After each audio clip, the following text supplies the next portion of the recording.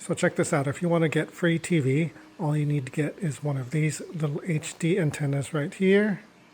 So basically, all you're going to do is plug it into your TV. There is a coax cable. You plug it into the antenna port in your TV, and then you set your TV to antenna, run a scan, and then it'll find a bunch of HD channels in your area. So you'll be able to pick up channels like this, like CBS, NBC, ABC, Fox, etc. So you can see here, let's see, if I go to the guide on my TV, these are all the channels it's able to find right here. All these channels, all free over the air. So you can cut your cable, not have to pay.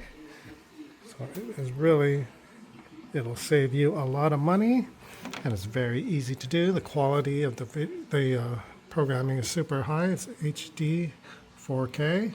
So basically the cable is just a single cable. You can see, just run it back here, plug it into the cable antenna port in the back of your TV. That's it. A single cable. So then this has a nice long cord. You can place it wherever you like. So place it where you're going to pick up a good signal. So try different places. And then after that, you'll be able to watch a lot of free TV. So if you're looking for a nice HD antenna, be sure to check this out.